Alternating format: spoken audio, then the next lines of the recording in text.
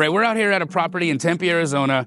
Natalie found it during her agent outreach, and this house is awesome. So the numbers work in both ways. We could either fix and flip this property, or we could turn this into co-living, refinance it, get all of our money out plus some, and cash flow about $4,000 a month.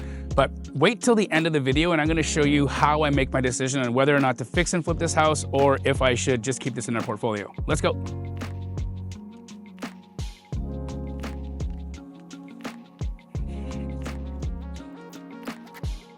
All right. I want to move in. Oh, it's actually not too bad. So I think this is going to be, that's definitely load bearing.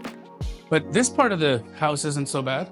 One of the things I don't like about this, when you first walk into this house, is you just walk into this living room here and it's like really cut off from the rest of the house. So for me, I would prefer this to have like a more open concept, but this is going to be a load bearing wall, most likely.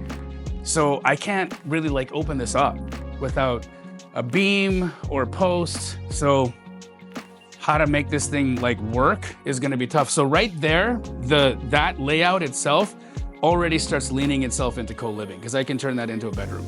From here all the way there, I've seen when there's like hallways and whatnot, the hallway walls are typically load bearing.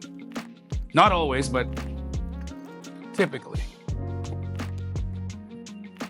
All right, so the garage got a good water heater. This would actually be pretty good for a couple more bedrooms for co-living. So that's checking the box for co-living right now. We would probably keep this kitchen area, but then maybe even fit in another bedroom in this little area over here. So I could probably get 1, 2, 3, maybe 4 possible bedrooms over here. I want to get to a 6'6". Beyond 6 bedrooms, I need fire.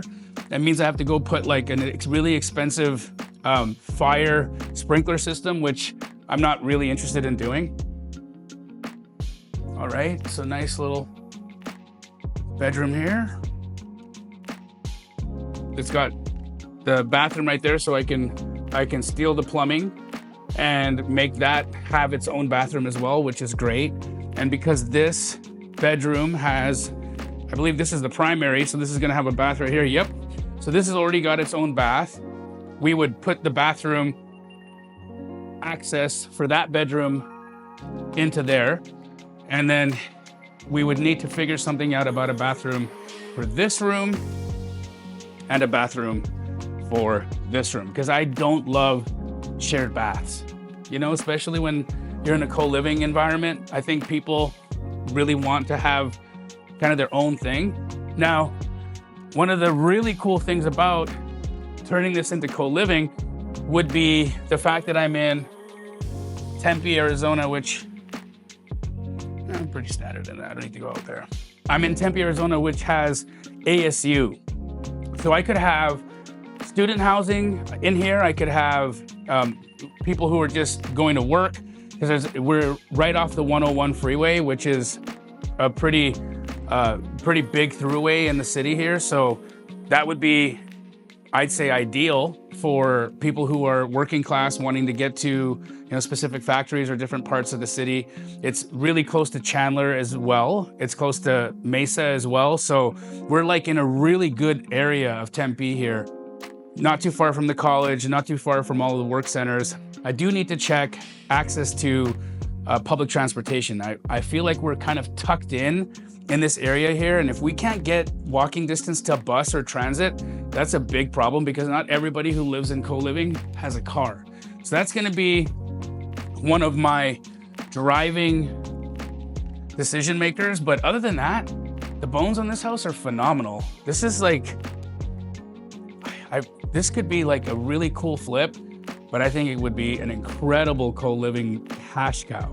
Now the thing about this, and I'll get into the math with you guys in a bit, but if I keep this for co-living, I can do what's called a cost segregation study on it, and I can get accelerated bonus depreciation, which for a house of this price point, once you do the refinance, which would probably come out to about $650K, I'm probably going to have, gosh, tax savings in the $150,000 to $200,000.